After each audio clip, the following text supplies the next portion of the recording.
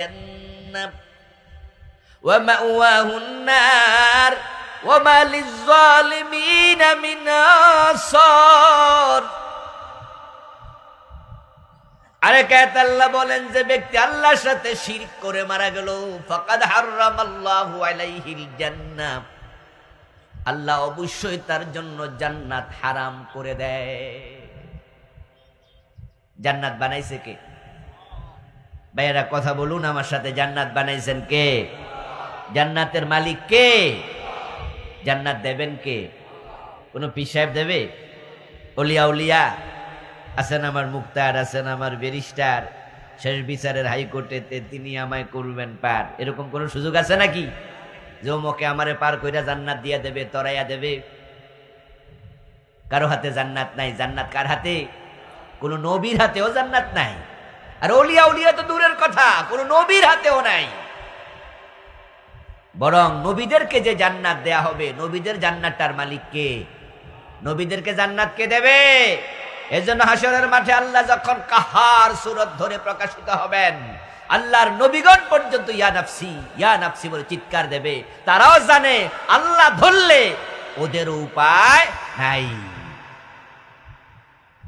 অমক তমক জান্নাত দেওয়ার কোনো সুযোগ নাই।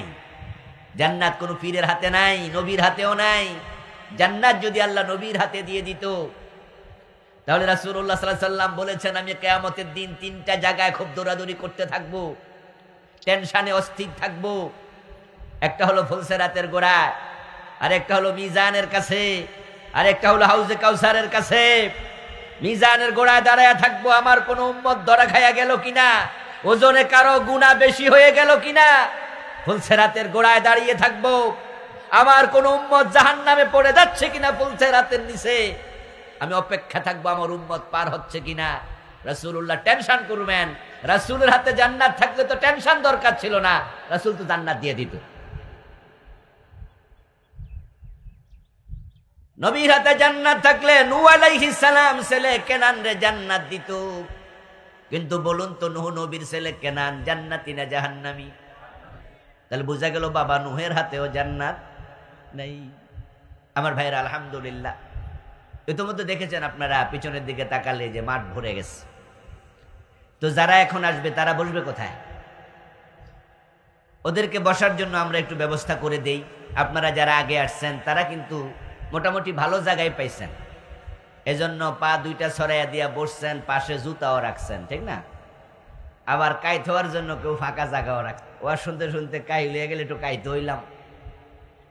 আমাদের ভাইয়েরা যারা এখন আসবে তারা তো বসার জায়গা পাবে না, এজন্য আমরা অন্য ভাইয়ের উপকার করি। প্লিজ দয়া করে ফাঁকা জায়গাগুলো বন্ধ করুন, মেহেরবানি করে সবাই ফাঁকা জায়গাগুলো বন্ধ করুন। জোহরের নামাজ পড়ে কেউ কেউ ভাবছে যে হুজুরও তো জোহরের নামাজ পড়ে খাইয়া দেয়া উঠবো, আমরা একটু সেটা খাইয়ে যাই। যারা এখন আসতেছে তারা তো এসে বসার জায়গা পাবে না, মুসিবত। ভাই এখনো ফাঁকা জায়গা কিন্তু আছে কিছু, আমরা উপর থেকে দেখছি। প্লিজ অন্যের উপকার করুন। তাআওয়ানু আলাল বিররি ওয়াত তাকওয়া, ভালো কাজে হেল্প করতে আল্লাহ নিজে বলেছেন। যখন তোমাদেরকে বলা হয় জায়গা করে দাও, জায়গা করে দিও, আল্লাহ কোরআনে বলেছেন, তাহলে আল্লাহ জান্নাতে তোমাদের জায়গা করে দেবে। বিশাল ফজিলতের কাজ এটা, ভালো কাজে জায়গা করে দেন। একটু জিকির করুন, লা ইলাহা ইল্লাল্লাহ। একটু রং চা হবে? আপনারা মাহফিলের লোক আছে নাকি? বলে দেন একটু চিনি ছাড়া রং চা দিন। লা ইলাহা ইল্লাল্লাহ, লা ইলাহা ইল্লাল্লাহ মুহাম্মাদুর রাসূলুল্লাহ। আমার প্রিয় ভাই, বলতেছিলাম জান্নাত কোন নবীর হাতে নেই।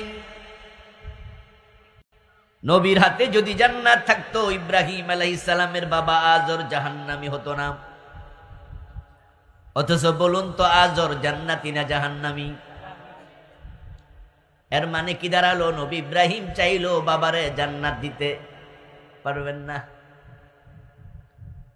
রাসূলুল্লাহ সাল্লাল্লাহু আলাইহি ওয়াসাল্লাম বলেছেন, হাসরের ময়দানে ইব্রাহিম আলাইহিস সালামের সাথে বাবা আজরের দেখা হবে। জাহান্নামের ফেরেশতারা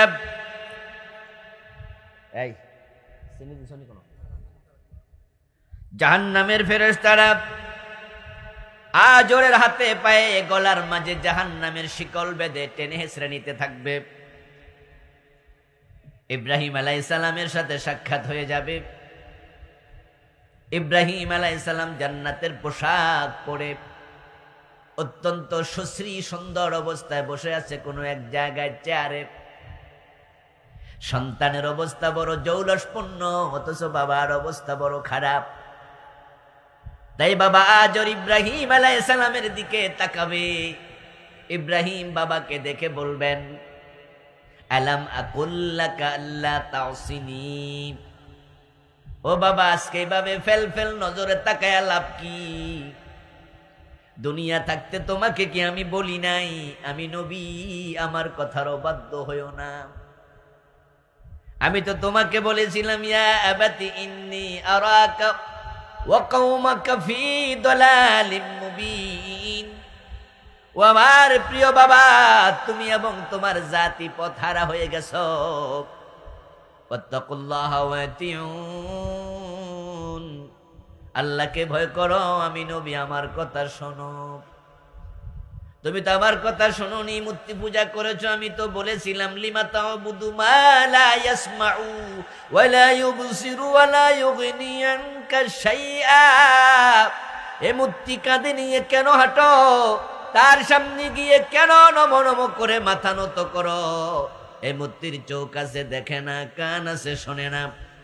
এই মূর্তি তোমার আখিরাতে কোনো উপকারে আসবে না। কত বলেছিলাম, সেদিন যদি আমার কথা শুনতা, আজকে গলার মাঝে জাহান্নামের শিকল পরানো হতো না। আলাম আকুল লাকা লা তাসিনি, আমি কি আপনাকে বলিনি যে আমার অবাধ্যতা করবেন না? আমার কথা শোনেন, কেন শুনলেন না? শিরিক অবস্থায় কেন মারা গেলেন? আমার দিকে ভাবে তাকিয়ে থেকে আজকে লাভটা কি? তখন আজর এবার কি বলবে? প্রিয় নবী সাল্লাল্লাহু আলাইহি সাল্লাম বলেন, আজর বলবে, ফালিয়াউমা লা আসি। ও ইব্রাহিম, কথা দিলাম আজকে তোমার অবাধ্য হব না। তুমি যা বলো তা শুনতে আমি আজর রাজি। আমি আজকে রাজি আছি, তুমি যা বলো সব শুনবো, তুমি যা বলো সব শুনবো। মানুষ যখন মারা যায়, কবরে রাখার সময় একটা দোয়া আছে, বিসমিল্লাহি ওয়া আলা মিল্লাতি রাসূলিল্লাহ। কিশোরগঞ্জের মানুষ এই দোয়া পড়ে তো নাকি? বাংলা অর্থ কি? বিসমিল্লাহ মানে আল্লাহর নামে, আলা মিল্লাতি রাসূলিল্লাহ, রাসূলের দলে। এর মানে মরা বেডারে কবরে দেওয়ার সময় যারা উপস্থিত জীবিত মানুষ সবাই বলে যে তোমারে কিন্তু আমরা আমাদের দলে আর রাখলাম না। এতদিন যেই দলে আসিলা, এখন আমাদের দলে আর থাইকা কবরে গেলে ফেরেশতা বাইরে সোজা বানাইলে, এজন্য সবাই মিলে আল্লাহর নামে রাসূলের দলে তুলে দিলাম। আচ্ছা, যেই লোকটা মরার 1 মিনিট আগ পর্যন্ত রাসূলের দলে যায় নাই, এই লোকের লাশ কি রাসূল তার দলে নিবে? কথা বলেন, নিবে?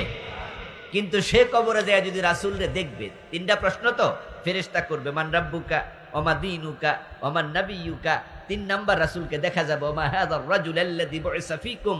নিজের চোখে রাসূলকে দেখবে যে রাসূল কবরে, হুজুর আমারে আপনার দলে নেন। রাসূল কবরে ওনার আপনারে নিব, আপনি রাসূলের দলে ছিলেন।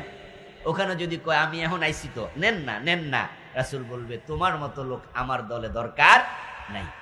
এই জন্য রাসূলের দলে যারা যেতে চান, বেঁচে থাকতে যাওয়া দরকার আছে কিনা? আজও বুঝবে, কিন্তু যেদিন বুঝবে সেদিন বুঝে আর লাভ নাই।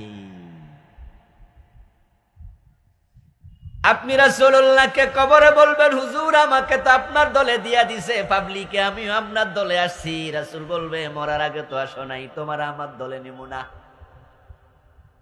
হাসরের ময়দানেও মানুষ বুঝবে, আল্লাহর সামনে হাজির হইয়া যখন দেখবে গুনায় ভর্তি জীবন, আমলনামাতে গুনার গুনাহ, অপরাধের অভাব নাই।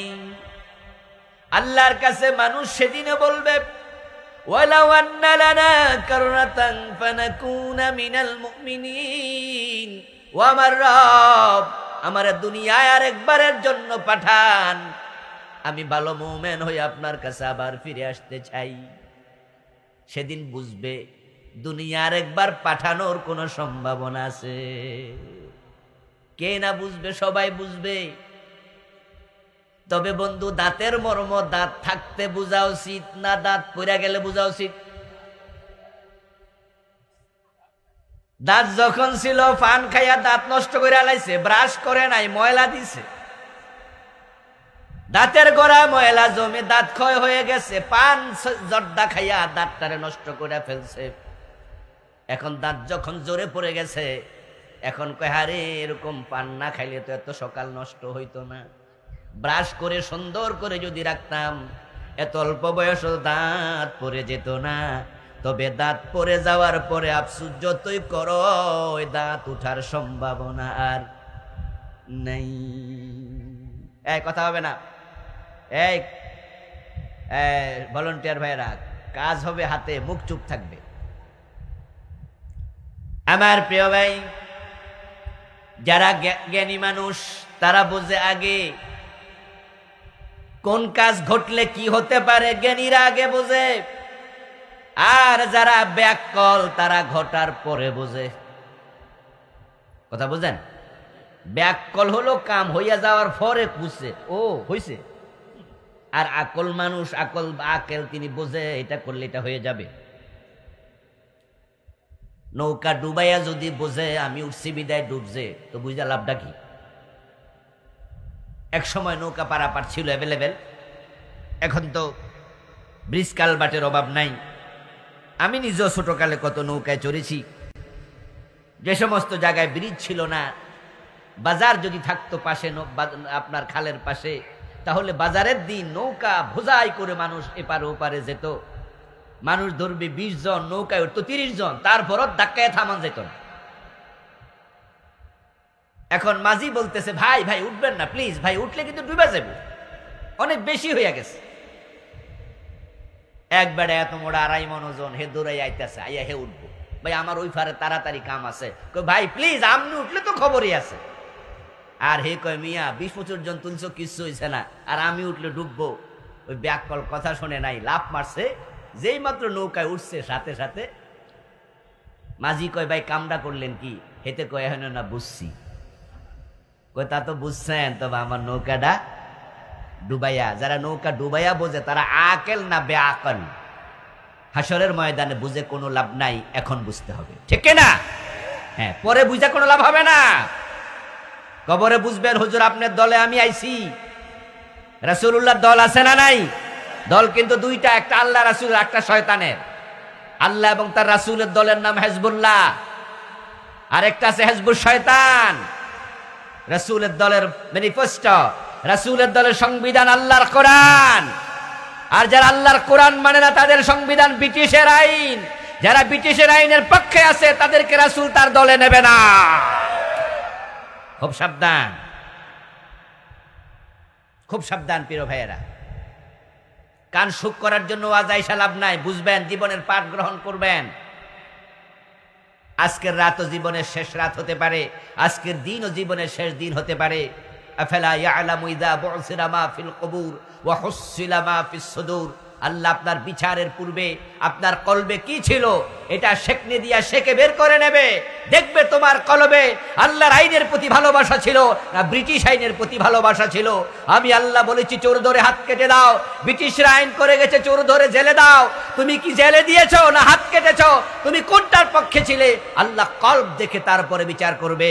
এই জন্য যাদের কলবে কোরআনের আইনের মহব্বত আছে তারা মানুষের আইনের পক্ষে কখনো থাকতে পারে না। মুসলমান সাবধান।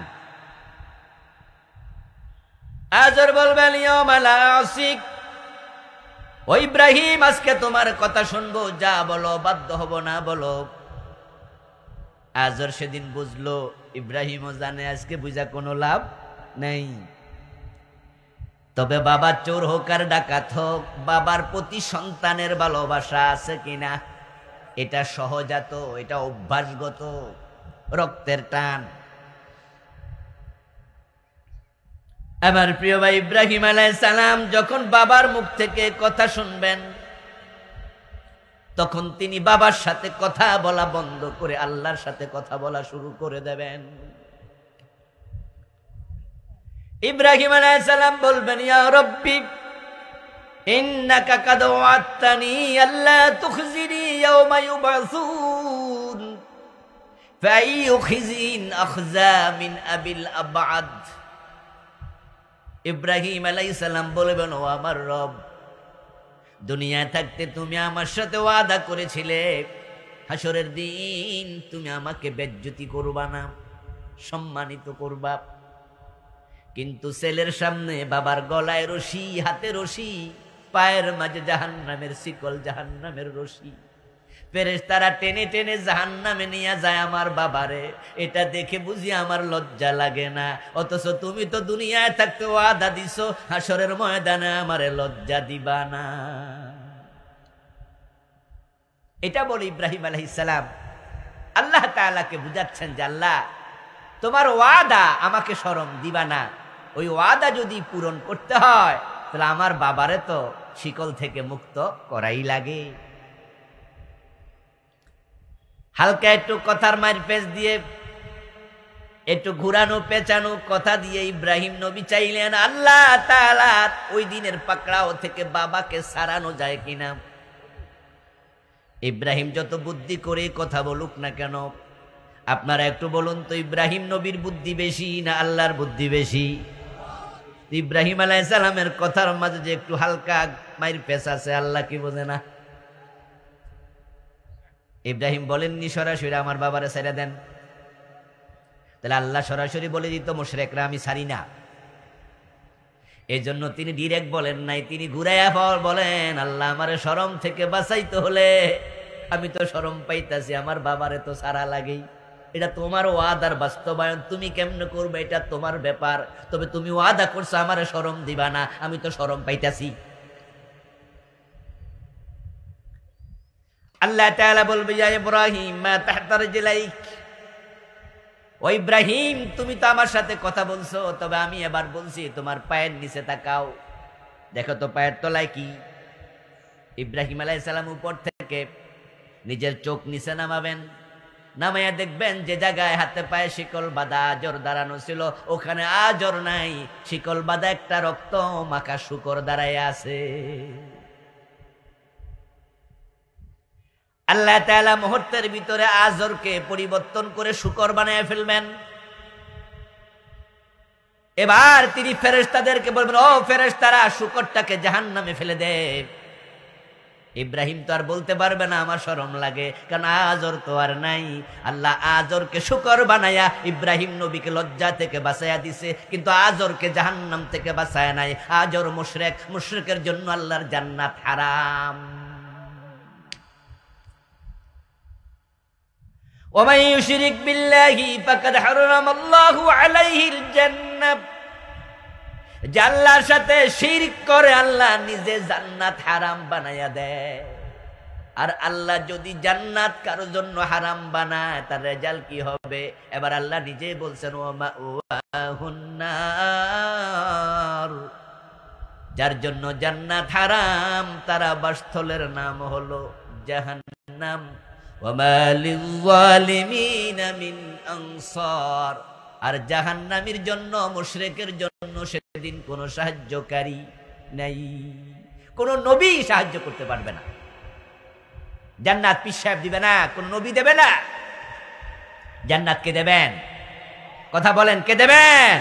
আরে জান্নাত যদি নবী মুহাম্মদের হাতে থাকতো, চাচা আবু তালেবকে তিনি জান্নাত দিয়ে দিতেন। রাসূলুল্লাহকে জন্ম দিয়েছে উনার বাবা আব্দুল্লাহ, পেটে ধারণ করেছে মা আমিনা, কিন্তু রাসূলের লালন পালনের সবটা দায়িত্ব নিয়েছে চাচা আবু তালেব। আল্লাহর হাবিবের বেড়ে ওঠার ক্ষেত্রে মা বাবার ভূমিকার চেয়েও আবু তালেবের ভূমিকা ছিল বেশি, কারণ জন্মের আগে তো বাবা আব্দুল্লাহ মরে গেলেন। জন্মের পর মা হালিমা সাদিয়ার বাড়িতে রাসূল চলে গেলেন তায়েফে। আপনারা সকলে জানেন যে 5 বছর বয়স পর্যন্ত প্রিয় নবী সাল্লাল্লাহু আলাইহি সাল্লাম মা হালিমার বাড়িতেই ছিলেন। এটা আরব দেশের একটি কালচার ছিল। তারপরে যখন ফিরে আসলেন 5 বছর পরে, বাড়িতে আসার কয়দিন পরেই তো মা হালিমা মরে গেল। তাহলে রাসূলের বেড়ে ওঠার পিছনে বাবার ভূমিকাও খুব বেশি ছিল না, বাবা তো মরেই গেল। মায়ের ভূমিকাও ছিল না, কিন্তু রাসূল সাল্লাল্লাহু আলাইহি সাল্লাম চাচা আবু তালেবের কোলে আশ্রয় নিয়েছেন। বয়স যখন 8, 2 বছর ছিলেন দাদার কাছে। 8 বছর বয়সে দাদা আব্দুল মুত্তালিব মরে গেল। চাচা আবু তালেব 8 বছরের ভাতিজাকে কোলে নিলেন। রাসূলের ইন্তেকাল হলো যখন, আবু তালেবের ইন্তেকাল যখন হলো, রাসূলুল্লাহর বয়স তখন 50। 42টা বছর এই ভাতিজা মুহাম্মদকে কোলে পিঠে করে আগলাইয়া রাখছে চাচা আবু তালেব। মা খাদিজার সাথে যে বিয়েটা হয়েছিল, ওই বিয়েটার ঘটক তিনি ছিলেন। ওই বিয়ের খুতবা তিনি পড়েছেন, রাসূলকে সাথে নিয়ে ব্যবসা করেছেন। রাসূলুল্লাহকে মা, বাবা, চাচা, দাদা, চাচা সবটার ভালোবাসা এক আবু তালেব দিয়েছে। রাসূল যখন শিবে আবু তালেবে বন্দী ছিলেন, নবুয়তের 7ম থেকে 10ম সন পর্যন্ত 3টা বছর, আবু তালেব তখন রাসূলুল্লাহর সাথে স্বেচ্ছায় জেল খেটেছে। ভাতিজা মুহাম্মদকে আলাদা রেখে আবু তালেব থাকে নাই বাড়িতে। কিন্তু সে আবু তালেব জান্নাতি না জাহান্নামী? কারণ তিনি মুশরিক ছিলেন, ঈমান আনেন নাই। হাশরের ময়দানে এত বড় নবী রাসূলুল্লাহ সাল্লাল্লাহু আলাইহি ওয়াসাল্লামের মতো মহামানব বিশ্ব নবী, যদি জান্নাত উনার হাতে থাকতো চাচা আবু তালেবকে দিতেন। কিন্তু আবু তালেব মুশরিক, জাহান্নাম থেকে রাসূল তাকে বাঁচাতে পারবে না। এর মানে দাঁড়ালো শিরিক করলে জান্নাত পাওয়া যাবে না। এজন্য শিরকের ব্যাপারে থাকবেন সবচেয়ে বেশি সাবধান। একটি হাদিসে কুদসি কালা তাআলা, ইয়া বানি আদম ইন্নাকা লাওয়াতাইতানি বিকুরাবিল আরদি খাতায়া সুম্মা লাকিতানি ওয়ালা তুশরিকু বি শাইআ লাতাইতুকা বিকুরাবিহা মাগফিরা। প্রিয় নবীজি বলছেন হাদিসে কুদসি, আল্লাহ তাআলা বলেন, ও মানব সন্তানেরা শোনো, আদমের সন্তানেরা, তুমি যদি তামাম দুনিয়ার যত মাটি আছে, পাহাড় পরিমাণ মাটি, তামাম দুনিয়ার জমিন পরিমাণ মাটি, ওই পরিমাণ গুনাহ করে আমার কাছে আসো, কিন্তু আমি তাকিয়ে দেখলাম তোমার আমল নামায় কোনো শিরিকের গুনাহ নাই, তাহলে তুমি আশা রাখতে পারো ওই পরিমাণ ক্ষমা নিয়ে আমি আল্লাহ তোমার সাথে দেখা করব। ইন্নাকা লাওয়াতাইতানি বিকুরাবিল আরদি খাতায়া ওয়ালা তুশরিকু বি শাইআ। তামাম দুনিয়ার মাটি পরিমাণ গুনাহ নিয়ে যদি আমার কাছে আসো, কিন্তু শিরকের গুনাহ যদি না করো, লাতাইতুকা বিকুরাবিহা মাগফিরা, তাহলে তুমি আশা রাখতে পারো ওই পরিমাণ ক্ষমা নিয়ে আমি তোমার সামনে যাব। কিন্তু যদি আমল নামায় একটা শিরিকও থাকে, তার জন্য জান্নাত হারাম। ইন্না শিরকা লাযুলমুন আযীম, বড় জঘন্য গুনাহ। শিরকের ব্যাপারে খুব সাবধান মুসলমান। শিরক এমন একটি অপরাধের নাম, যেটা করার সাথে সাথে আমল নামায় যত সওয়াব ছিল এর আগে সব বরবাদ হয়ে যায়। এমন কোন মানুষ নাই যার আমল নামায় একটু ভালো, মুমিন যত আছে আর কি, একটু ভালো কাজও নাই এমন নাই। ডাকাতও যদি হয়, ডাকাতের আমল নামায় কিছু ভালো কাজ আছে, চোরের আমল নামায় আছে। রাস্তায় আপনি দাঁড়িয়ে আছেন, একজন লোক পথ চিনে না, আপনারা জিজ্ঞাসা করলো, মুরব্বী আমি একটু অমুক জায়গায় যাব। উনি বললো এই তো সামনে যান, ওই রাস্তা দিয়ে ডান দিকে যান। এই যে রাস্তা দেখাই দিছে, এতে কি সওয়াব হয় নাই? রাস্তায় আপনি দাঁড়িয়ে আছেন, আপনি বেনামাজি, আজকে ফজরের নামাজও পড়েন নাই, আপনারা কেউ বললো আসসালামু আলাইকুম, আপনি বলেন ওয়ালাইকুম আসসালাম, সওয়াব হয় নাই? আরে বেনামাজিরা বললাম কিছু সওয়াব আছে। আর যারা আমরা ভালো মানুষ, আলহামদুলিল্লাহ, আমরা তো পারতপক্ষে খারাপ কাজ করি না, সুযোগ পাইলে ভালো কাজ করি। ভালোদের আমল নামায় তো সওয়াবের অভাব নাই। প্রিয় ভাইটি শুনুন, যদি আপনি শিরক করেন, দুনিয়ায় যত আমল করছেন 1 সেকেন্ডে সব বরবাদ হয়ে যাবে। শিরকের মতো জঘন্য কোনো গুনাহ আর নাই, এবং একবারে ব্যতিক্রম একটি গুনাহ। এরকম গুনাহ আমি আর খুঁজে পাই নাই। আপনি হাজী সাহেব মানুষ, হজ করছেন কত বছর ধরেন, কিন্তু আজকে ফজরের নামাজে আজান হয়েছে, আপনি টের পাইছেন, ওঠেন নাই, উঠবো একটু পরে উঠবো। আধা ঘন্টা পরে আপনার বউ আপনারা ডাকে, এই ফজরের নামাজ পড়বেন না, শুয়ে আছেন, ওঠেন। আপনার শরীরটা বেশি ভালো লাগে না, একটু ঘুম পাইছে ভালোই আজকে, আপনি মনে মনে ভাবলেন আচ্ছা ঘরে ফিরালাম, আজকে জামাতে নাই গেলাম। কিছুক্ষণ পরে দেখা গেল সূর্য উঠে গেছে, ফজরের নামাজ কাজা। গুনাহ হয় নাই? এই ভাইরা কথা বলেন, গুনাহ হয় নাই? তাই বলে কি হজটা বাতিল হয়ে গেছে? হজ কিন্তু বাতিল হবে না। আপনি আজকে 5 ওয়াক্ত নামাজ পড়েছেন, গতকালকেও পড়েছেন, সবসময় পড়েন, কিন্তু আজকে বিকালবেলা বাজারে গেলেন, বাজারে যাইয়া লেনদেন করার সময়, কেনাকাটার সময় এটা মিছা কথা কইছেন, তাই বলে কি নামাজগুলো বাতিল হয়ে গেছে?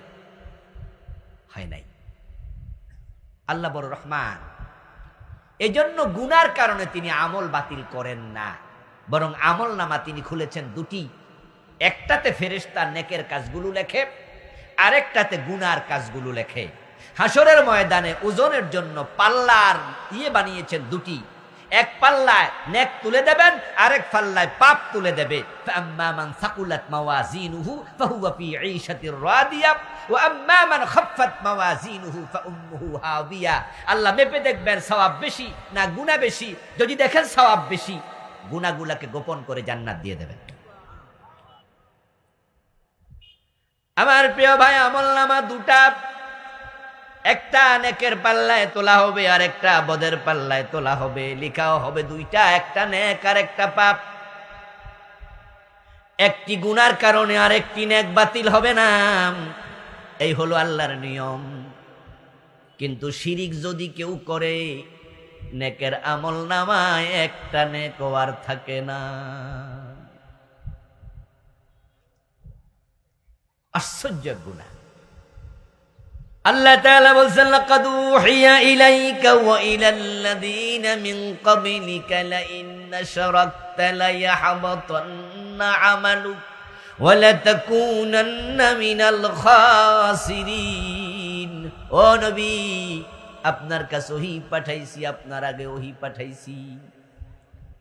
নবী মুহাম্মদ, ওহীর মেসেজের সারমর্ম হলো লাইন আশরাকতা, যদি আপনি নবী মুহাম্মদও শিরিক করেন, লায়াহবাতান্না আমালুকা, আপনার আমল নামায় যত নেক ছিল এগুলো অবশ্যই অবশ্যই বরবাদ হয়ে যাবে। লায়াহবাতান্না আরবি গ্রামারের নিয়মে লাম হলো লামে তাকিদ, নুন হলো নুনে তাকিদ সাকিলা। আল্লাহ দুটা গুরুত্বপূর্ণ শব্দ দিয়ে বললেন, ও নবী মুহাম্মদ, লাইন আশরাকতা, যদি আপনিও শিরিক করেন আপনারও উপায় নাই, আপনার নেক আমল সব মুহূর্তের ভিতরে বাতিল। ওয়ালা তাকুনান্না মিনাল খাসিরিন, শুধুমাত্র নেক আমলই বাতিল হবে না, বরং আপনি শেষ গজব ধ্বংস হয়ে যাবেন, আপনি ক্ষতিগ্রস্ত হবেন। এই ক্ষতি দুনিয়ার ক্ষতি নয়, এটা আখিরাতের ক্ষতি বুঝাইছে। শিরিক করে যদি আপনি নবী মুহাম্মদও মারা যান, আপনার কপালও জান্নাত মিলবে না। এবার আপনারা বলুন তো, কোন নবী কি শিরিক করার সম্ভাবনা আছে? নবীরা কি শিরিক করে? এটা কি হতে পারে? নবীরা তো কবিরা গুনাহ করে না, নবীরা তো মাসুম। বরং কোন নবী যদি গুনার কাছাকাছি হয়, আল্লাহ নিজে নবীদেরকে গুনাহ থেকে বাঁচাইয়া দেয়। আর সে জায়গায় নবী শিরিক করবে, এটা কি হতে পারে? কিন্তু আল্লাহ আয়াত দ্বারা বুঝাইলেন, ও উম্মতেরা তোমরা শোনো, তোমাদের নবীও যদি শিরিক করে, নবীরও উপায় নাই, আর তোমাদের উপায় কি? ওয়ালাউ আশরাকু লাহাবিতা আনহুম মা কানু ইয়ামালুন।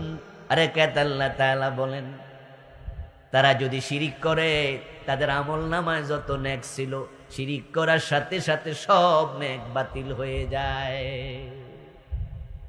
নবী শিরিক করবে না, নবী কবিরা গুনাহ করবে না, কিন্তু আল্লাহ আমাদের সামনে আয়াত এনে বুঝায়, নবীর যদি এই হয় তোমাদের হবে কি? নবীরা যে গুনাহ করে না, করতে পারে না, আল্লাহ হেফাজত করে, তার দলিল আল্লাহর কোরআনে আছে অনেকগুলো জায়গায়। ইউসুফ আলাইহিস সালামকে জুলাইখা যখন অন্দরমহলে ডেকে নিল, নিজের দাসীকে দিয়ে ঘরের বাহির দিয়া তালা লাগাই দিল, তারপর উনার সামনে কাপড় চোপড় খোলা শুরু করলো। ইউসুফ নবীকে ব্যভিচার করার জন্য আহ্বান করলো। এই কাহিনী আল্লাহ কোরআনে বলছেন, ওয়াগাল্লাকাতিল আবওয়াবা ফাকালাত হাইতালাক। ওই নারী দরজা বন্ধ করলো, করে ইউসুফকে বলে, হাইতালাক, আমি নিজেকে তোমার জন্য উৎসর্গ করলাম। নাউজুবিল্লাহ পড়েন। ইউসুফ আলাইহিস সালাম ছিলেন আল্লাহর জমিনের সবচেয়ে সুন্দর মানুষ। জুলাইখা ছিল তার মালিকের বউ। ইউসুফ নবীর সৌন্দর্য ওই মহিলাটা পাগল পাড়া। রাসূলুল্লাহ সাল্লাল্লাহু আলাইহি ওয়াসাল্লাম বলেছেন, নবী ইউসুফের সাথে মেরাজের রাতে আমার আকাশে দেখা হয়েছিল। ইউসুফ নবীকে দেখার পরে আমার মনে হয়েছে আল্লাহ যে সৌন্দর্য নামক জিনিসটা বানাইছে তার অর্ধেকটা একা ইউসুফকেই দিছে। এত সুন্দর ছিলেন তিনি। একদল মহিলা উনাকে সামনে আনার পরে হাতে লেবু দেয়া হয়েছিল, তারা লেবু কাটতে গিয়া নিজের আঙ্গুল কেটে ফেলেছিল, খেয়ালি করে নাই। ইউসুফ এত সুন্দর ছিলেন। ওই জুলাইখা ইউসুফ নবীকে বাজে অপার দিয়েছে, আহ্বান করেছে, ইউসুফ নবী রাজি না। তাই একদিন ভাবলেন, আজকে আমার স্বামী আজিজে মিশর বাসায় থাকবে না, আজকে ইউসুফের সাথে আমি প্রেম লীলা সাঙ্গ করে ছাড়বই।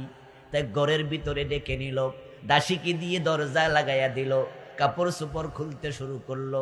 ইউসুফ আলাইহিস সালাম বুঝলেন মহিলার তো আজকে অবশ্যই লক্ষণ ভালো না, উদ্দেশ্য বড় খারাপ। তাই তিনি সেখানে আর থাকলেন না, দৌড় মারলেন দরজার দিকে।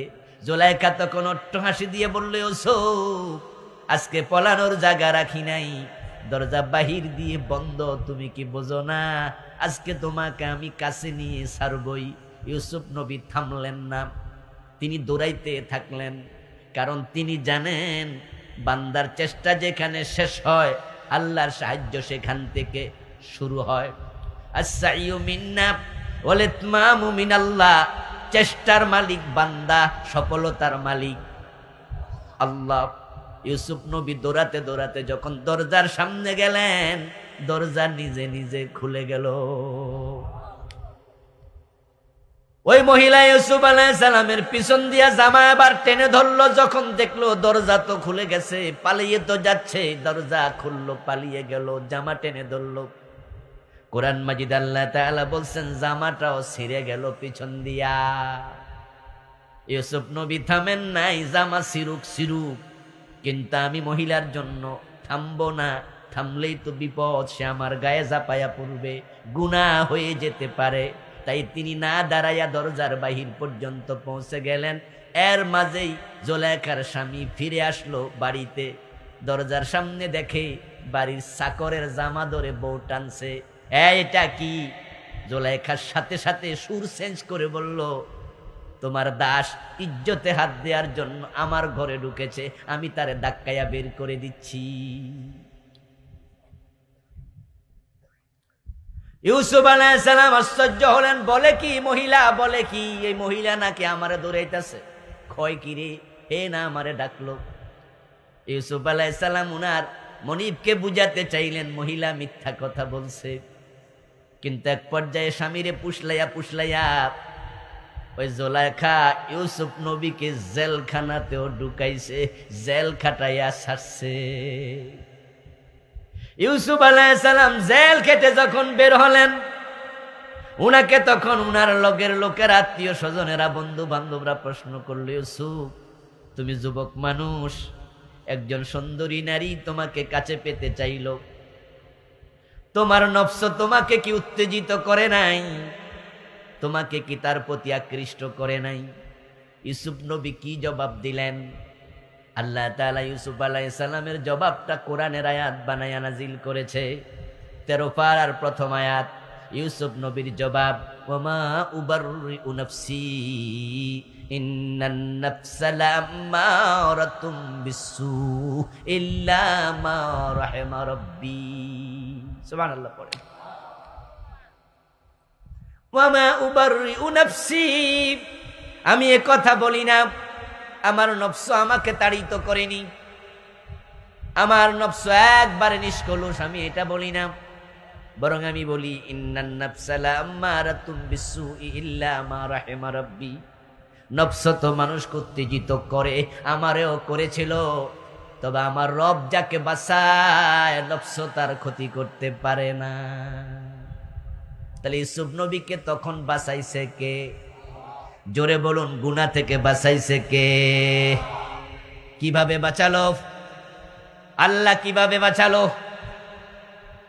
এই আয়াতের ব্যাখ্যা পাওয়া যায়, ওই মহিলা যখন নিজের গায়ের কাপড় চোপড় খুলতে শুরু করলো, একজন ভদ্র মানুষের সামনে দিয়া যদি কোনো মেয়ে ওড়না খুলে, ওড়না ফালাইয়া দিয়া দেং দেং করে হাঁটে, মাথার চুলগুলো উস্কু খুস্কু করে হাঁটে, নিজের শরীরের অংশ অনাবৃত করে হাঁটে, তখন মুত্তাকি ফরেজগার লোক ওই নারীর দিকে চোখ তাকায়া রাখে না, চোখ ফিরায়। কি করা উচিত? আসরিফ বাসারাক, রাসূলকে প্রশ্ন করা হলো, সুইলান নবী সাল্লাল্লাহু আলাইহি ওয়াসাল্লাম আন নাজরিল ফুজাআ, হে নবী, কোন নারীর প্রতি হঠাৎ যদি আমাদের চোখ পড়ে যায় তখন আমরা কি করব? রাসূল জবাব দেয়, আসরিফ বাসারাকা, তুমি তোমার চোখ ফিরিয়ে ফেলো, ফাইন্না লাকাল উলা ওয়া লাইসাত লাকাল আখিরা, প্রথমবার যে চোখ পড়ে গেছে গুনাহ হবে না, এটা তোমার, হঠাৎ চোখ পড়েছে, তবে যদি তাকায়া থাকো দ্বিতীয়বার তাহলে সেটা তোমার না, সেটা শয়তানের। এখন একজন নারীর প্রতি চোখ পড়ে গেছে, ভদ্রলোক মুত্তাকিতে চোখ ফিরাবে, এটাই তো নিয়ম। জুলাইখা যখন গায়ের কাপড় খুলতে শুরু করলো, ইউসুফ কি তাকায়া থাকবে? কথা কয় না কেন ভাই? তাকায়া থাকবে? উনি চোখ ফিরালেন, এটাই তো স্বাভাবিক। জুলাইখার দিক থেকে চোখটা ঘুরাইয়া যখন ঘরের কোণের দিকে তাকালেন, তাফসিরে পাওয়া যায় চোখ ফিরানোর সাথে সাথে দেখেন ঘরের কোণে বাবা ইয়াকুব নবী তাকায়া আছে ইউসুফের দিকে। ইয়াকুব আলাইহিস সালাম, ইউসুফ নবীর বাবা, ছোটকালে ছেলেরে হারাইছে, কানতে কানতে অন্ধ হয়ে গেছে, আজকে ঘরের কোণার মাঝে বাবা ইয়াকুবকে হাজির করেছে কে? ইয়াকুব আলাইহিস সালাম ইউসুফ নবীর দিকে তাকায় আছে, আর একটা অর্ধুলঙ্গ মহিলা পাশে দাঁড়ায় আছে। ইউসুফ নবী তখন বাবাকে দেখে লজ্জায় দৌড় মারছে, দৌড়াতে দৌড়াতে দরজা পর্যন্ত গেছে, দরজা খুলে দিছে কে? এই জন্য বিপদে কখনো হতাশ হওয়া যাবে না, কাজ চালায়া যাও মুসলমান, বান্দার কাজ যেখানে শেষ হবে আল্লাহর সাহায্য সেখানে শুরু হয়ে যাবে।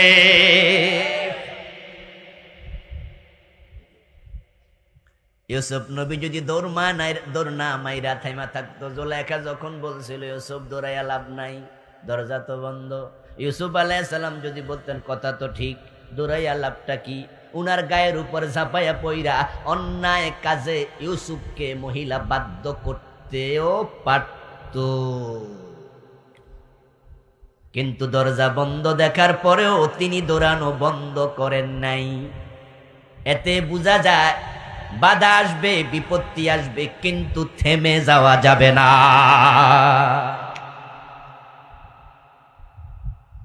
মুসা আলাইহিস সালাম উম্মতকে নিয়ে যখন সাগরে তীর, তখন 12টা রাস্তা হইছে, নাকি আগেই রাস্তা ছিল? রাস্তা হলো তখন মুসা নবীর চেষ্টা শেষ হলো যখন আল্লাহ তো বলছে, পবিত্র কোরআনে পাওয়া যায়, বনি ইসরাইলের লোকদেরকে নিয়ে মুসা রাতের বেলায় তুমি চলে যাও মিশর ছেড়ে, এই জালেম ফেরাউনের এলাকায় থাকা দরকার নাই। মুসা নবী বনি ইসরাইলের লোকদেরকে সাথে নিয়ে রওনা দিলেন, সাগরের তীরে পৌঁছে গেলেন, সকাল হয়ে গেল, সূর্যের আলো আসলো, আর এখান দিয়া ফেরাউন দেখলো বনি ইসরাইলের লোকেরা নাই মিশরে, কোথায় গেছে? লোকেরা বলল হতে পারে চলে গেছে ফিলিস্তিনের দিকে। ফেরাউন বলল চলো ধরে নিয়ে আসবো, সবগুলোকে শুলে চড়াবো। হাজার হাজার সৈন্য নিয়ে রওনা দিল। সৈন্যরা যখন যাচ্ছে দৌড়াইয়া, ঘোড়ায় চড়ে দৌড়াইয়া দৌড়াইয়া, তখন মুসা নবী দেখলো, উম্মত দেখলো, সামনে সাগরের পানি, পিছনে ফেরাউনের সৈন্য, এখন উপায় কি? বাহারে আহমার আপনার লোহিত সাগর, এখন সাগরে যদি সবাই ঝাঁপ দেয় ডুবে মরে যাবে, দাঁড়াইয়া থাকলে দৌড়া নিয়ে আসলে ছড়াইয়া দেবে। তখন উম্মত বলেছিল কি?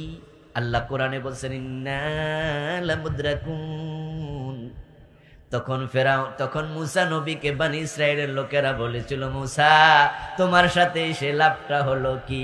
ইন্না লামুদরাকুন, আমরা তো ধরা খেয়ে গেলাম, ধরা বুঝি খাইয়ে গেলাম, এখন সামনে জাপ মারলে ডুবে মরে যাব, দাঁড়ায় থাকলে শুলে চড়াইয়া দেবে, তুমি অযথা আমাদেরকে সাথে নিয়ে আইলা কেন, দরাটা খাওয়াইলা কেন? মুসা নবী নিশ্চিন্ত, উনি জবাব দিলেন কাল্লা ইন্না মাইয়া রব্বি সাইয়াহদিন।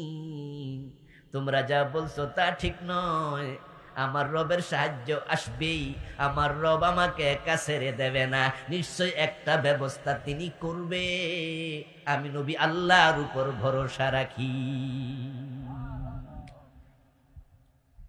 ইন্না মাইয়া রব্বি, আমার সাথে আমার রব আছে, সাইয়াহদিন, তিনি একটা পথ অবশ্যই দেখাবে, অচিরেই দেখাবে। আমার আল্লাহ দেখেন বান্দা চেষ্টা শেষ করলো কিনা। ফিলিস্তিনে মুসলমান সব মরে যা, আর আমরা চেষ্টা শেষ শুরুর কথা দূরের কথা, চেষ্টা শুরুই করি নাই। ওদের বাঁচানোর জন্য কোন মুসলমান সৈন্য পাঠায় নাই, বরং সবাই দোয়া করে আল্লাহ ফিলিস্তিনে বাঁচাও, ফিলিস্তিনে বাঁচাও। আল্লাহর সাহায্য আসে নাই।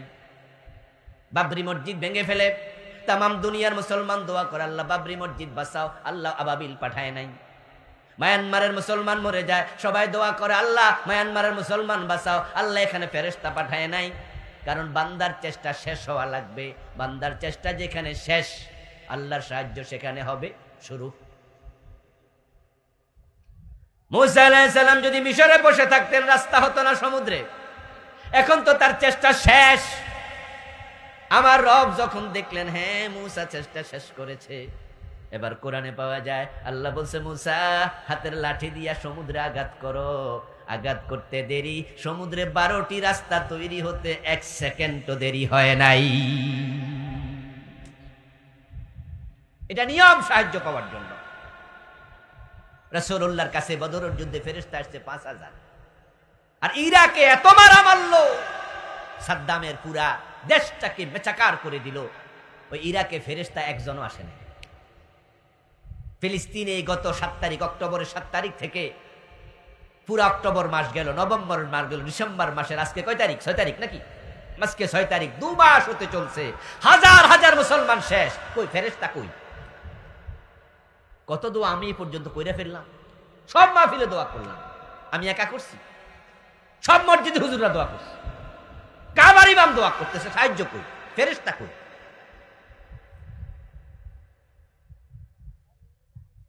বাচ্চা হয় না? মানুষ যাইয়া হুজুরের কাছ থেকে কলা ফরা খায়। এক হুজুর আছে, কলা ফরা দিলে নাকি বাচ্চা হয়। তো পাবলিকের কলার মাঝে ফু দিয়া দে, বউরে কইরা খাইও, জামাইরে কই খাইও, আল্লাহ ভরসা, আল্লাহ বাচ্চা দিব। তো হুজুরের কলা ফরা খাইয়া মানুষের বাচ্চা হয়, কথা শুই না। এলাকার এক যুবক হে কয় যে তাহলে যদি কলা ফরা খাইলে বাচ্চা হয়, আমি 1 ডজন কলা কিনে নিই। ওই বাচ্চা হুজুরের কাছে গেছে, 1 ডজন কলা হুজুরও ফইরা দিছে। ও বেটা কলা খাইয়া বয়ে রয়েছে, 15-20 দিন, 1 মাস 2 মাস চলে গেল।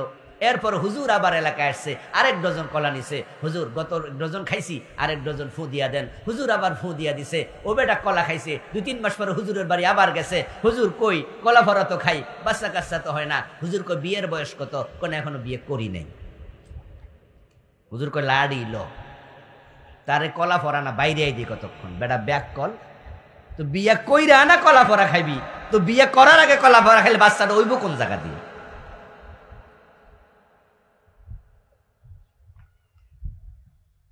প্রিয় ভাইয়েরা আমার, আল্লাহ নবীদেরকে বাঁচায়, তবে বাঁচানোর নিয়ম আছে, চেষ্টা করতে হবে। ইউসুফ আলাইহিস সালাম দৌড়ালেন, আল্লাহ দরজা খুলে দিল, উনার গায়ের জামাটা ছিঁড়ে গেল। উনি একজন দাস মানুষ, বাজার থেকে কিনে আনছে। ছোটকালে ভাইয়েরা মিলে ষড়যন্ত্র করে কোফে ফেলাই দিছে, ওরা নিয়ে বাজারে বিক্রি করছে। জোলাইখার স্বামীর জন্য কিনে আনছে, ঘরের মাঝে চাকর, চাকরের গায়ের জামার দাম আর কত, কিন্তু ওই জামা ছিঁড়ে গেছে।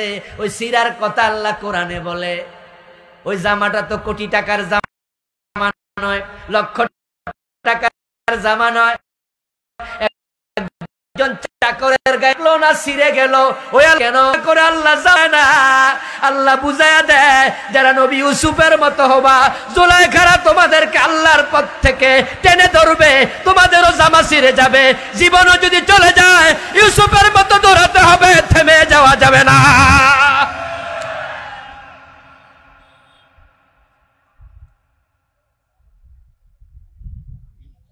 থামার কোনো সুযোগ নেই। পরে পরে এগুলো বসেন, পরে এগুলো লিখিত দিয়েন, মাঝে কথাগুলো তো ডিস্টার্ব। থামা যাবে না। আল্লাহর সাহায্যের জন্য অপেক্ষা করো, কাজ করতে করতে সাহায্য আসবে। এখন জুলাইখা কি করলো? জুলাইখা ইউসুফ নবীরে জেলে ঢুকাইয়া দিল। আপনাদের কাছ থেকে আমি জানতে চাই, ইউসুফ নবী যে নির্দোষ এটা কি জুলাইখা জানে না? তার স্বামী আজিজে মিশর নাও জানতে পারে, সে তো আর ঘটনার সময় ছিল না। ওই ঘরে দরজা বন্ধ কইরা বেড়ি যে কাপড় খুলে লাইছে, ওখানে কি তার স্বামী ছিল? তো কে অপরাধী এটা তো আজিজে মিশর জানে না, কিন্তু জুলাইখা জানে কিনা? এখন জুলাইখা ইউসুফ নবীরে কেন জেল খাটাইলো? কারণ হচ্ছে ইউসুফ নবী জুলাইখার কথায় রাজি হয় নাই। জুলাইখা যে জন্য ডাকছিল, ইউসুফ নবী যদি তার কাজে সাড়া দিত, ইউসুফ আলাইহিস সালামকে জেল খাটাইতো না দুধ কলা খাওয়াইতো? কথা কয় না রে। কি দুধ যদি নিজের বাড়িতে নাও থাকতো, প্রয়োজনে কিনাই না খাওয়াইতো। কারণ যেহেতু ইউসুফ আমার ডাকলে আইয়ে সময় দেয়, তাহলে একটু খাওয়াইলে বল টল হইলে তো আমারই লাভ। নাউজুবিল্লাহ। জুলাইখা দুধ কলা খাওয়াতো, পোষাইতো, পালতো, বিরিয়ানি খাওয়াইতো, আদর করতো, যত্ন করতো। কিন্তু ইউসুফ আলাইহিস সালাম জুলাইখার অপরাধের সাথে সাড়া দেয় নাই, জুলাইখার সাথে একমত হয় নাই। আলেম ওলামা তোমরা যারা আজকের জুলাইখাদের সাথে একমত হইবা না, তারাও তোমাদেরকে আগের জুলাইখার মতো জেলে দিয়ে দেবে। আর যারা নতুন জুলাইখাদের সাথে একমত হয়, তাদের ক্ষমতায় শরীক হয়, তাদেরকে সহযোগিতা করে, তাদেরকে হালুয়া রুটি বিরিয়ানিও খাওয়াবে। এখন হালুয়া রুটি খাইয়া জুলাইখার পাপের সঙ্গী হইবা, নাকি ইউসুফ নবীর মতো জুলাইখাদের বিরুদ্ধে যাইয়া আল্লাহর জান্নাত পাইবা? সিদ্ধান্ত আপনাকেই নিতেই হবে। আল্লাহ পাক রব্বুল আলামিন বলছে, ও নবী মুহাম্মদ সাল্লাল্লাহু আলাইহি ওয়াসাল্লাম, আপনি শিরিক করলে আপনার উপায় নাই। শিরিক করলে কারো উপায় নাই। কেন? সব আমল বরবাদ হয়, কারণ শিরিক করার সাথে সাথে ঈমান আছে না গেছে? ঈমান এবং শিরক একই কলবে কখনো একত্রিত হবে না। শিরিক করার সাথে সাথে ঈমান চলে যায়। আচ্ছা, এই যে আজকে ফজরের নামাজ কাজা করছেন, কিছুক্ষণ আগে বললাম হাজী সাহেবের কথা, ফজরের নামাজ কাজা করার কারণে কি ঈমান চলে যায়?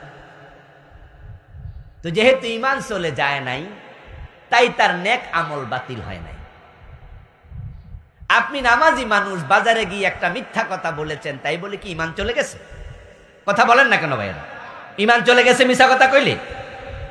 যেহেতু ঈমান যায় নাই, তাই মিথ্যার কারণে নেক আমল বাতিল হয় নাই। কিন্তু শিরিক করলে সব বাদ, কারণ শিরিক করলে ঈমান থাকে না যায়? কথা বলেন না, ঈমান থাকে না যায়? তাহলে শিরিক করলে আমলের জন্যই বাতিল হয়, ঈমানই তো থাকে না। ঈমান হলো অঙ্ক একের মতো, আমল হলো ডান পাশের শূন্যের মতো। এক যদি থাকে, একটা শূন্য দিলে কত হবে? দুটা দিলে, তিনটা দিলে, আর এক মুছে দেন, শূন্যের মূল্য কত?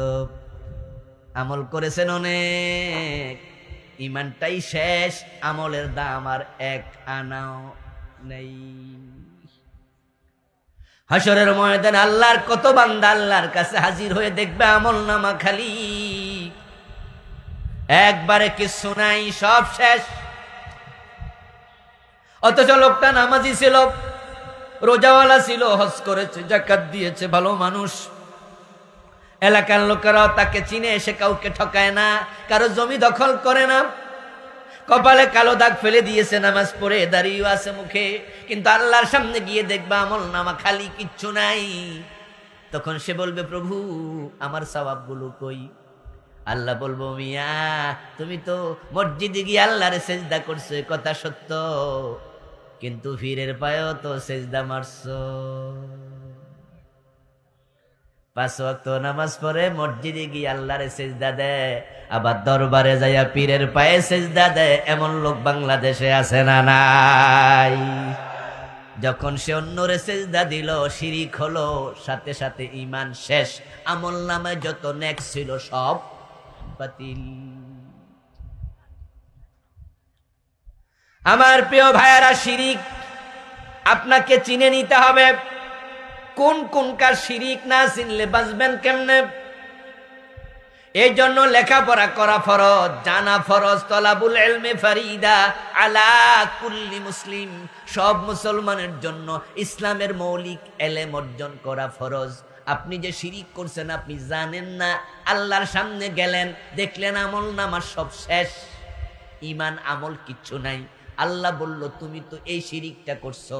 আপনি বলবেন, আল্লাহ এটা যে শিরিক আমি তো জানতাম না। আল্লাহ বলবে, কেন জানো নাই? জানা নফল না ফরজ? আমি তো কোরআনের প্রথম আয়াতটাই নাজিল করেছি, ইকরা বিসমি রাব্বিকাল্লাযী খালাক, পড়ো তোমার প্রভুর নামে যিনি সৃষ্টি করেছেন। পড়লে তো জানতা, তুমি কেন জানো নাই? এ জানি না শব্দের কোনো দাম আল্লাহর কাছে নাই। আমার প্রিয় ভাইয়েরা, না জেনে না বুঝে কেউ যদি 1 বোতল বিষ খায়া নেয়, মরবে কিনা? তো বেডা না জানতো না? আরে আমি জানি না, কথার কোনো দাম নাই, বিষ খাইলে মেরে যাবেন। এই যে বিদ্যুৎ, এখানে আলো জ্বলছে, লাইট জ্বলছে, বিদ্যুতের তারে হাত দিলে মানুষ মরে যায়, একটা লোক ধরেন, এটা জানেই না, এ যদি ধরে হে মরবে না? আল্লাহর কাছে জানি না আর কোনো দাম নাই, তাই আপনাকে জানতেই হবে কোনগুলো শিরিক। এখন প্রশ্ন হলো, পীরের পায়ে সেজদা দিলে কেন শিরিক হলো? এবার উত্তর শুনুন। আল্লাহর বক্তব্য, ওয়াকাদা রাব্বুকা আল্লা তা'বুদু ইল্লা ইয়্যাহু ওয়া বিল ওয়ালিদাইনি ইহসানা। তোমরা ইবাদত করবে শুধু আল্লাহর, আল্লাহ ছাড়া কারো ইবাদত করা যাবে না। ইবাদতের মালিক শুধু আল্লাহ। আর ইবাদতের মাঝে সবচেয়ে বড় ইবাদত নামাজ, নামাজের মাঝে সবচেয়ে দামি অংশ সেজদা। এজন্য মুসলমানের মাথা আল্লাহ ছাড়া কারো কাছে নত হবে না। সেজদার মালিক শুধু কে? সবাই বলুন, কে? সেজদা হবে কার?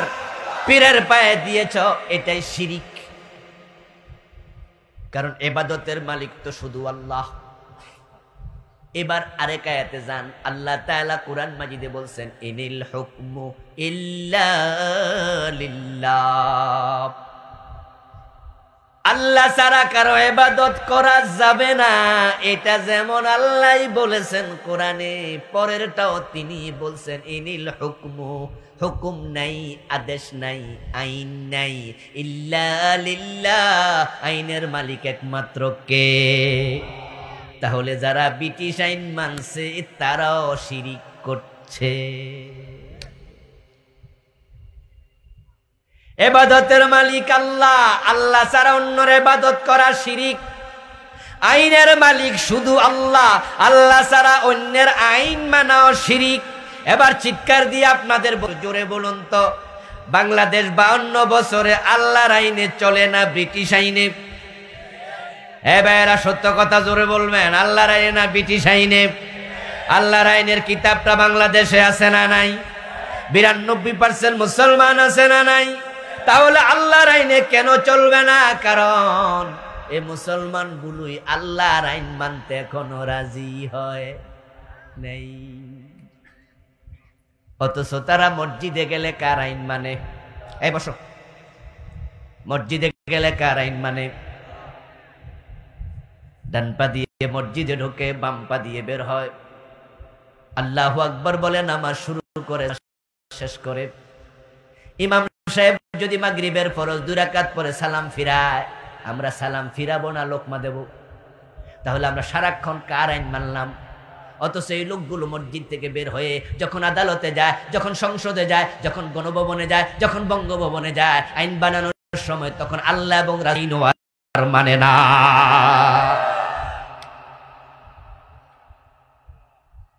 64টা জেলাতে 66টা জজ কোর্ট আছে। আমাদের জজ সাহেবদের মাঝে, বিচারকদের মাঝে, ম্যাজিস্ট্রেটদের মাঝে 5 ওয়াক্ত নামাজি এমন আছে কিনা? আলহামদুলিল্লাহ, আমি অনেক চিনি বিচারক 5 ওয়াক্ত নামাজ পড়ে। আমাদের সাবেক প্রধান বিচারপতি আব্দুর রউফ, প্রধান সাবেক বিচারপতি মুস্তফা কামাল, 2 জনের দাড়ি নাভি পর্যন্ত প্রলম্বিত। বিচারপতি আব্দুর রউফ সাহেব তো এখনো অনেক প্রোগ্রামে যায়। এই যে গত 1-1.5 মাস আগেও প্রেস ক্লাবে উনিও গেস্ট ছিলেন, আমিও গেস্ট ছিলাম, আলোচনা ছিল সিরাতুন নবীর উপরে এই রবিউল আউয়াল মাসে। আমি উনার একজন ভক্ত, গুণমগ্ধ শ্রোতা। এত চমৎকার কথা বলে। আল্লাহ তাআলা লোকটাকে দ্বীনের ইলমও দিয়েছে অনেক, দুনিয়ার ইলমের তো অভাব নাই। সাবেক প্রধান নির্বাচন কমিশনার ছিলেন, বাংলাদেশ সুপ্রিম কোর্টের প্রধান বিচারপতি ছিলেন। কত দারুণ নামাজি মানুষ। এরকম ম্যাজিস্ট্রেট, এসপি, ডিসি অনেকে নামাজি আছে। এখন আপনাদের কিশোরগঞ্জ জজ কোর্ট আছে, গাজীপুর জজ কোর্ট আছে। বিচারক নামাজে গেল, জজ সাহেব ম্যাজিস্ট্রেট নামাজে গেল, জোহরের নামাজ পড়লো, ইমাম সাহেব 2 রাকাত পরে আত্তাহিয়াতু পড়তে ভুলে গেছে। 2 রাকাতের পরে উনি ভুলে দাঁড়ায়া যাইতেছে, অথচ 2 রাকাত পড়ার পরে আত্তাহিয়াতু পড়ার জন্য বসা ওয়াজিব। যদি ইমাম সাহেব ভুলে দাঁড়াতে থাকে, জজ সাহেব দাঁড়াবে না, লোকমা দেবে। হুজুর ওয়াজিব ছুটে গেছে, লোকমা দিলাম। ম্যাজিস্ট্রেট লোকমা দেবে, রিক্সাওয়ালা, ঠেলাওয়ালা, মুসল্লি যেই হোক সেই লোকমা দেবে। ওয়াজিব ছুটে গেছে। এখন ম্যাজিস্ট্রেট সাহেব লোকমা দিল, জজ সাহেব লোকমা দিল, হুজুর লোকমা গ্রহণ করলেন, সংশোধন হলেন, বসে গেলেন আর তাহিয়াতু পড়ে তারপরে শেষ রাকাতে 2 সেজদা দিয়া নামাজ শেষ করলেন। জজ সাহেব চলে গেল আদালতে, আদালতের চেয়ারে বসে বিচার করছে। জোহরের নামাজের পরে শুনানি হলো, সাক্ষী হলো, অমুক চোর চুরি করছে, 5 লাখ টাকা প্রমাণ হয়েছে। এখন তিনি তাকে হাত কাটবেন না জেলে দেবেন? চোর ধরে হাত কাটাটা ওয়াজিব না ফরজ? ইমাম সাহেব যেটা ছাড়ছিল সেটা ফরজ না ওয়াজিব? তো ওয়াজিবে লোকমা দিল, এখন চোর ধরে হাত কাটা ফরজ, এই রায় কি উনি দিল? তাহলে তিনি ফরজ সাইরা হুজুরের ওয়াজিবে লোকমা খোঁজে। মানে লুঙ্গি খুলা পাগড়ি বান্তাস। পাগড়ির ফজিলত ছুই না। পাগড়ি বাবা, বদরের যুদ্ধে ফেরেশতা আসছে, সব ফেরেশতার মাথায় পাগড়ি ছিল। রাসূলুল্লাহ পাগড়ি পরেছেন, পাগড়ি পরার সুন্নাহ। এক হুজুর পাগড়ির ওয়াজ করছে, মুসল্লিরা পাগড়ির ওয়াজ শুনছে। পরে এশারের নামাজের সময় এক মুসল্লি, পাগড়ি তো মাথায় নাই, বাড়িতে আবার যাবে, পাগড়ি আইনা পড়বে, জামাত যাইব সুইটা, এবারে কই না পাগড়ির সওয়াব সারমু না, লুঙ্গি খুলা বাইন্দালিস। নামাজ হবে তো? এই ভাই নামাজ হবে? কারণ 17 টাকা কি সুন্নাহ না ফরজ? পাগড়ি দিলে দাও, না দিলে না, এটা সুন্নাহ। কিন্তু তুমি 17 খুলিও না। ওয়াজিব যদি 100 ছুটে যায়, একটা ফরজ ছুটালছে, 100 ওয়াজিবে কিচ্ছু আসে যায় না। ফরজ একটার গুরুত্ব বেশি। ফরজ কোরআন দিয়ে সাব্যস্ত হয়, ওয়াজিব হাদিস দিয়ে সাব্যস্ত হয়। আল্লাহর কাছে গুরুত্ব হাদিসের বেশি না কোরআনের বেশি। মসজিদ আল্লাহর আইন মানে, আদালতে আল্লাহর আইন মানে, অথচ আইনের মালিক তো তিনি। আরে ভাই, মানো তো মানো না, মানে না তো মানে না। বরং আমরা যারা আল্লাহর আইনের কথা বলি, আমাদেরকেও সহ্য করে না। শুধু আল্লাহর আইনের কথা বলার কারণে হুজুরকেও রাজাকার বলে গালি দেয়। চান্স পাইলে ইমাম সাহেব রোজেল খাড়াইয়া ছেড়া দেয়। ইমান তোমার থাকলো কেমনে? বিয়ে করেছে 5 বছর চলে গেল, ছেলে মেয়ে হয় না। আল্লাহর কাছে চাইতে চাইতে এক পর্যায়ে অস্থির, না অনেক চাইছি আর কাম হয় না।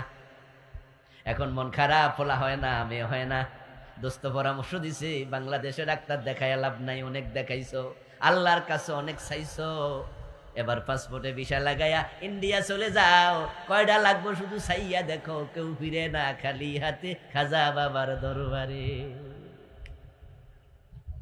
মরা পীরের কাছে ছেলে মেয়ে চায়, এমন লোক বাংলাদেশও আছে না নাই? বাইজিৎ বোস্তামি চলে যায়, কচ্ছপরে যায়, সেখানে হালুয়া রুটি খাওয়ায়। কচ্ছপরে বাবা কইয়া ডাকে যে এর উসিলানি কিছু পাওয়া যায়। বাইজিদ বুস্তামি রাহমাহুল্লাহর কবরের পাশে গাছ আছে, গাছের মাঝে লাল সুতা বাইন্দা গাছরে চিকন বানাইলেছে, ওখানে সুতা বানলে নাকি মনের আশা পূরণ হয়। পীর সাহেবের কাছে গিয়ে ছেলে মেয়ে চায়, মরা পীর তোমাকে সন্তান দেবে, কোত্থেকে দেবে? সন্তান দেয়ার মালিক একমাত্র কে? যা দেয়ার মালিক আল্লাহ, অন্যের কাছে চাওয়া এটাই শিরিক।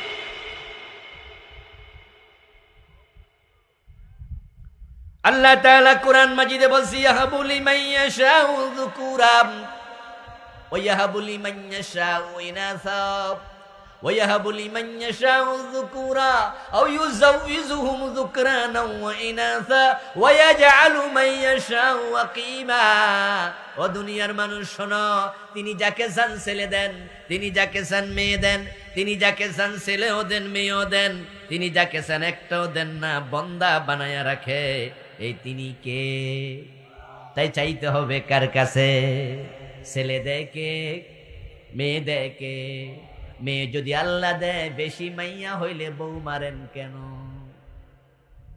ঈমান চলে যাবে। কিন্তু একাধিক মেয়ে হওয়ার কারণে বউ তালাক দিয়েছে, এমন ঘটনা বাংলাদেশে আছে। বউরে কয় আরেকটা মাইয়া হলে বাপের বাড়ি পাঠাই দেবো। এই বেটির দোষ নাকি? মেয়ে কে দেয়? ঈমান কোথায় গেল তোমার?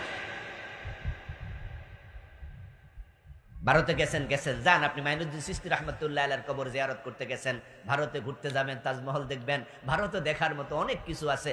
আপনার আমি মানা করছি না যে আপনি কবর জিয়ারত করবেন না, কিন্তু সেখানে যাই আপনি আসার সময় ইয়াকুত পাথরের লাল আংটি কিনে আনছেন।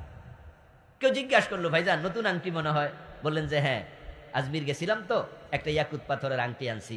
বলে না, দেখতে তো ভালো সুন্দরে লাগে। কারে বেটা সুন্দরে লেগে আনছি, তুই কি বুঝবি? কই কি? কই এটা হাতে দিলে বিপদ হয় না। আংটি হাতে দিলে বিপদ আসে না, আংটি হাতে দিলে ব্যবসায় উন্নতি হয়। এজন্য আংটি হাতে দিয়েছ, তোমার বিপদ থেকে আংটি তোমাকে বাঁচাবে। বিপদ থেকে বাঁচানোর ক্ষমতা কার? ওই আংটি দিয়ে শিরিক করলা।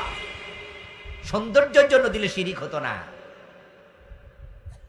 আরে ঈমান মানুষ হাসতে হাসতে হারা, বুঝে না যে শিরিক কি।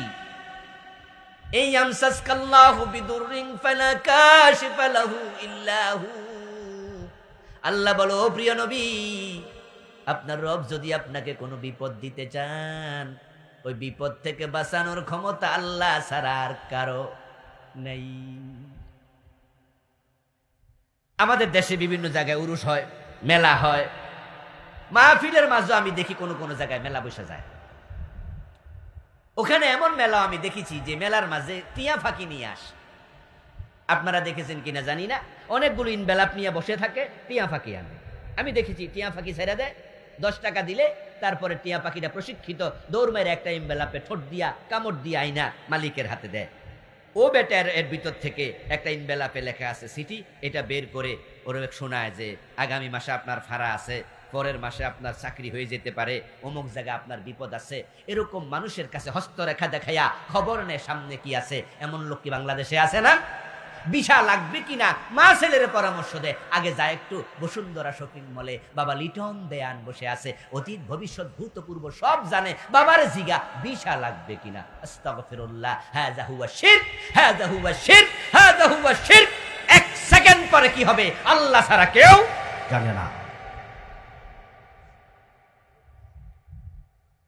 قال النبي صلى الله عليه وسلم من أتى كاهنا فلم تقبل له صلاة 40 يوما। যে ব্যক্তি কোন গণকের কাছে হাত দেখাতে গেল, ভবিষ্যৎ জানতে গেল, প্রশ্ন করা লাগবে না, শুধু যাওয়ার কারণে 40 দিন তার কোন নামাজ কবুল হবে না। আর মান সালাহু وَعَرْمَنْ سَأَلَ عَرَّافًا فَصَدَّقَهُ। আর যে ব্যক্তি কোন কাহিনকে আররাফকে প্রশ্ন করলো কি অবস্থা বলেন, আর উনি বলে দিল আগামী সপ্তাহে বিপদ আছে, এ বেটা মাথারে রেখো ঠিক হইতে পারে। ফাকাদ কাফারা বিমা উনজিলা আলা মুহাম্মদ। রাসূলুল্লাহ বলেন সত্যায়ন করলার সাথে সাথে কোরআন স্বীকারকারী কাফের হইয়া গেলা, কারণ কোরআনে আছে ভবিষ্যতের জ্ঞান আছে কার? আজীব মুসলমান, আজীব মুসলমান তো। ঈমান চলে যায় হিন্দুদের দুর্গা পূজা আসলে, এই যে মাস দেড়েক আগে দুর্গাপূজা গেল নাকি, এই গত অক্টোবরে তো গেল। এই অক্টোবরে কোন হিন্দু মুশরিক হয় না নতুন করে, কোন হিন্দু নতুন করে ইমান হারায় নাই। তার তো ইমান আগে নাই, হারাবে কি? প্রতিটা দুর্গাপূজা আসলে এই দেশের লাখ লাখ ইমানওয়ালা ইমান হারাইয়া ফেলে। যাদের ইমান ছিল দুর্গাপূজা আসলে ইমান হারাইছে। দুর্গাপূজা কি মুসলমানের পূজা? তো তারা ইমান হারায় কেমনে? তারা ইমান হারায় একটা স্লোগানের কারণে। ওই স্লোগানটা হলো ধর্ম যার যার, উৎসব সবার। আমার ভাইয়েরা, সময় কুলাবে না বেশি, কিছুক্ষণ পর আসরের আজান হবে। আমি কয়টা শিরিক বলছি, আরো সময় পেলে আর কয়েকটা বলবো। তবে আমার লিখা শিরকের উপর বই আছে, আপনারা অনেকে পেয়েছেন, যারা পাননি আজকে নিবেন।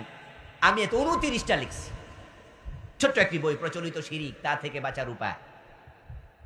এই বইটা আমি 29টা লিখেছি, তার মাঝে এটাও লিখেছি, ধর্ম যার যার, উৎসব সবার। এটা কোরআন বিরোধী স্লোগান, অথচ এটা আমাদের সিলেবাসে ঢুকাইয়া দিছে। এমএন সিলেবাস বানাচ্ছে, এই সিলেবাস পড়ে মানুষ ইমান হারা হবে। আর নতুন করে হাঁসের প্যাক প্যাক কিভাবে ব্যাং লাফা, এরকম সিলেবাস ঢুকাচ্ছে, জাতিকে মূর্খ বানানোর পায়ে তারা চলছে। সিলেবাসে ঢুকাইছে ধর্ম যার যার, উৎসব নাকি সবার। ইন্না লিল্লাহি ওয়া ইন্না ইলাইহি রাজিউন। কোরআনের বক্তব্য হচ্ছে লাকুম দীনুকুম ওয়ালিয়া দীন। বাংলা অর্থ কি? তোমার ধর্ম তোমার, আমার ধর্ম আমার। এর মানে হলো তোমারটা আলাদা, আমারটা আলাদা, তোমারটা তোমার হবে, আমারটা আমার হবে। ধর্ম যার যার, উৎসব তার তার হবে। ধর্ম যার, উৎসব সবার হবে না, একাকার করা যাবে না। হিন্দুদের উৎসব হিন্দুরা পালন করবে, ওখানে মুসলমানের সাপোর্ট করলে ঈমান চলে যাবে, সাপোর্ট করা যাবে না। তবে হ্যাঁ, আপনারা যারা মেম্বার আছেন, চেয়ারম্যান আছেন, এমপি আছেন, মন্ত্রী আছেন, হিন্দুদের দুর্গা পূজায় নিরাপত্তা দিতে হবে। কারণ যদি সেখানে নিরাপত্তা বিঘ্নিত হয়, কোন আবেগী মুসলমান সেখানে মন্দিরে মূর্তি ভাঙতে যায়, তাহলে সংখ্যালঘুদের সাথে দ্বন্দ্ব জড়িয়ে তৈরি হবে, মারামারি শুরু হবে।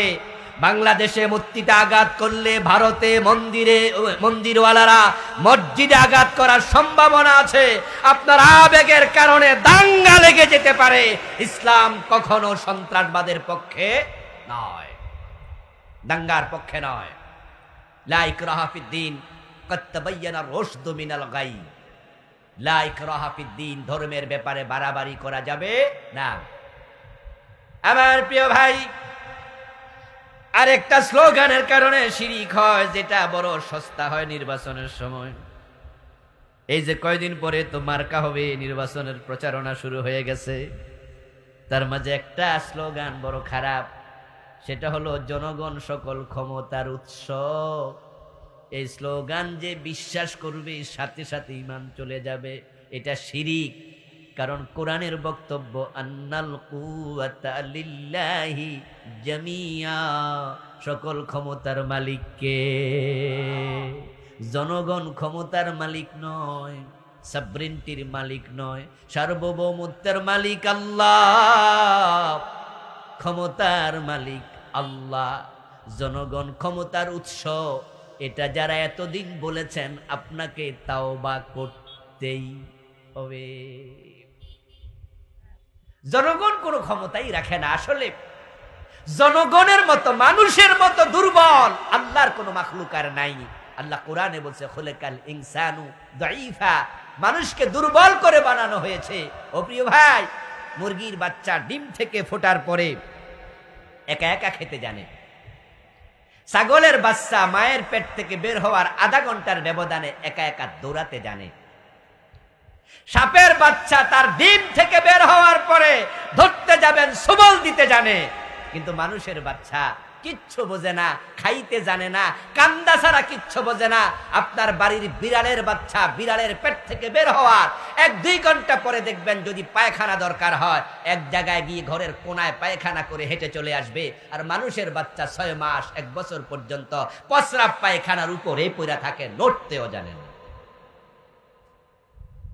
আর সে মানুষগুলো বলে কিনা জনগণ নাকি সকল ক্ষমতার উৎস। ইন্না লিল্লাহ। হাসতে হাসতে ঈমান চলে যায়। এই জন্য শিরকের ব্যাপারে সাবধান থাকবেন। যে এলাকায় মাজার আছে হক পীরের মাজার হোক আর ভণ্ড পীরের মাজার হোক, মাজার থাকলে শিরকের বাজার বয়ে যায়। যে এলাকায় মাজার আছে সে এলাকায় শিরিক হয় না এমন খুব কম। মাজারে মানত করা শিরিক, মাজারের নামে কসম করা শিরিক, মাজারে সেজদা দেয়া শিরিক, ওই মাজারে গিয়ে কিছু চাওয়া শিরিক। অবাক হবেন, মসজিদে কারেন্ট চলে যায়, মোমবাতি পাওয়া যায় না। মুয়াজ্জিন সাহেব বলে, হুজুর মোমবাতিতে এখন আর পাবলিক দেয় না, কিন্তু মাজারে গেলে দিনের বেলায় মোমবাতি জ্বলে। আসলো কোত্থেকে মোমবাতি? ফেরেশতা জিবরিল তো আর দিয়ে যায় নাই, এই মোমবাতি এলাকার লোকেরাই দিয়েছে। বিশেষ করে মা বোনেরা মুরগির পা যদি ভেঙে যায় তাও মানত করে, পা ঠিক হইলে ল্যাংটা বাবার দরবারে 10টা মোমবাতি।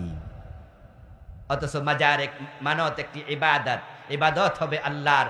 আপনি যদি আল্লাহ ছাড়া কোনো পীরের নামে দরগার নামে মানত করেন, এটা শিরক। আমার প্রিয় ভাইয়েরা, যত শিরক আছে সব শিরক থেকে নিজেকে অবমুক্ত করতে হবে। হ্যাঁ, শিরকের গুনাহ মাফ হবে। এতক্ষণ বলছি মাফ হবে না ওই আয়াত, এখন বলছি মাফ হবে। যদি মাফ না হতো তাহলে কাফেররা মুসলিম হতো কেমনে? যারা রাসূলের হাতে ইসলাম গ্রহণ করেছে, ইসলামের আগে তো অনেকে মূর্তি পূজা করত। তো যদি মূর্তি পূজা নামক শিরিক করলে মাফ নাই হয়, তো তারা জান্নাতে যাবে কিভাবে? সাহাবারা মাফ হবে এক শর্তে, সে শর্ত হলো মরার আগে তাওবা করতে হবে। ইন্নাল্লাহা লা ইয়াগফিরু আন ইউশরাকা বিহি ওয়া ইন মাতা আলা শিরকি। আল্লাহ শিরকের গুনাহ ক্ষমা করবে না যদি শিরিক নিয়ে মারা যায়। এখন আজকে আপনি যদি শিরক থেকে তওবা করতে চান, মৃত্যুর আগ পর্যন্ত তওবার দরজা খোলা আছে না নাই? আপনি মৃত্যুর আগে তওবা করে ফেলুন। এখন মৃত্যু কবে আসবে জানেন না, মৃত্যু তো আধা ঘন্টা 15 মিনিট পরও আসতে পারে। তাই যে শিরিকগুলো আমল নামায় আছে, তওবা এখনই করুন, এখনই করুন, এখনই করুন। আল্লাহর তাওহীদের ঘোষণা দিয়ে দেন, আমার সাথে পড়ে ফেলুন সবাই মিলে একবার। তওবা করার জন্য হুজুরের বাড়িতে যাওয়া লাগে না, পীরের হাত ধরা লাগে না, পীরের লম্বা পাগড়ি ছেড়ে দেবে, ওই পাগড়ি ধরে তওবা করা লাগে না। তওবা ব্যক্তি করবে তার রবের কাছে। তওবা শব্দের অর্থ ফিরে আসা। আপনি ফিরে আসলেন শিরিক ছেড়ে দিয়া, আল্লাহকে বলে দিলেন মনে মনে, আল্লাহ শিরকের সাথে আমার সম্পর্ক নাই, আমি ঘোষণা করে দিলাম। আমার সাথে পড়ুন, আশহাদু আল্লা ইলাহা ইল্লাল্লাহু ওয়া আশহাদু আন্না মুহাম্মাদান আবদুহু ওয়া রাসূলুহু। আলহামদুলিল্লাহ, আমরা শিরক থেকে তাওবা করে ফেলেছি। এখন তাওবা করার পরে এই শিরকের সাথে আর থাকা যাবে না। তো মানুষের আইন মানা শিরক, এই কথা আপনি আমার থেকে কিছুক্ষণ আগে শুনলেন, কিন্তু আপনি বললেন যে না হুজুর কইছে এটাও ঠিক, আবার মানুষের সংবিধান দেশে যেহেতু আছে, না মানি কেমনে? মানি না। তাহলে আপনি শিরক থেকে তাওবা হলো না। আরে ভাই, তাওবা মানে তো ফিরে আসা, আপনি তো ফিরে আসলেন না। তাওবা তো মুখের ব্যাপার না, এটা কর্মের ব্যাপার। মুখেরটা হলো ইস্তেগফার। আপনি ক্ষমা চাইবেন মুখে, আল্লাহ আমারে ক্ষমা করো, আর তাওবা করবেন কর্মে। আপনারা কি কাদিয়ানির নাম শুনেছেন? ভাইরা কথা বলুন, কাদিয়ানির নাম শুনেছেন? আচ্ছা, একজন কাদিয়ানি আমার কাছে ধরেন আসলো আজকে টেবিলে, এখানে স্টেজে এনে বললাম, এই ভাই আপনি কাদিয়ানি, আপনার তো ঈমান নাই। সে বলল হুজুর কেন? আমি বললাম আপনি মুহাম্মদ সাল্লাল্লাহু আলাইহি ওয়াসাল্লামকে শেষ নবী মানেন না, এই জন্য আপনার ঈমান নাই। সে বলল মুহাম্মদকে শেষ নবী মানলাম, শেষ নবী মানলাম, এখন আমি মুমিন। তা আমি বলবো যে আগে তো ঈমানটা চলে গেছিল, কালেমা পড়েন। সে আমার সাথে বলল আশহাদু আল্লা ইলাহা ইল্লাল্লাহু ওয়া আশহাদু আন্না মুহাম্মাদান আবদুহু ওয়া রাসূলুহু। হুজুর আমি এখন কি মুমিন? আমি বলবো মুহাম্মদকে শেষ নবী মানছেন? হ্যাঁ হুজুর মানছি। তো তাহলে তো আপনি মুমিন। বলে হ্যাঁ হুজুর আলহামদুলিল্লাহ। আমি বললাম গোলাম আহমদ কাদিয়ান কিন্তু নবী না। কই কেডা কইছে? হেও নবী।